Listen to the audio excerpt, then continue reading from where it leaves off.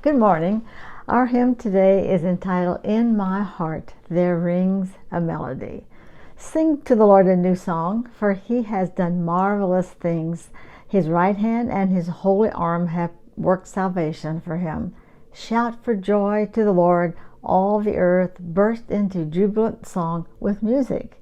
That comes from Psalms 98:1 and then 4. King Solomon, one of the wisest men that ever lived, once made this observation: a happy heart makes the face cheerful, but heartache crushes the spirit. Proverbs 15 and 13. The medical profession also has long realized that happy people are the healthiest people. But how does one achieve that happiness, that joy? The child of God knows that it comes from living close to the Savior. And beyond that, joy experienced should also be joy expressed.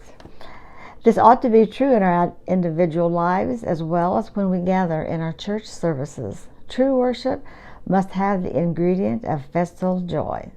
The Psalms insist that we burst into jubilant song with music, and that we praise our God with trumpet, lute, harp, timbrel, and loud clashing cymbals. Too often, believers give the impression that the Christian experience is a cheerless journey of harsh self-discipline that must be painfully endured until the heavenly rewards are finally realized. But little joy or praise is evident in such a testimony. I have a song that Jesus gave me was one of the first of the 100 or so hymns written by Elton Roth. He composed this one in 1923 while conducting evangelistic meetings in Texas. One hot summer afternoon, he wrote, I took a little walk to the cotton mill just outside of town. On my way back through the burning streets, I became weary with the oppressive heat and paused at a church on the corner. The door being open, I went in. There were no people in the pews, no minister in the pulpit. Everything was quiet with the lingering of the sacred presence. I walked up and down the aisle and began singing, In my heart there rings a melody.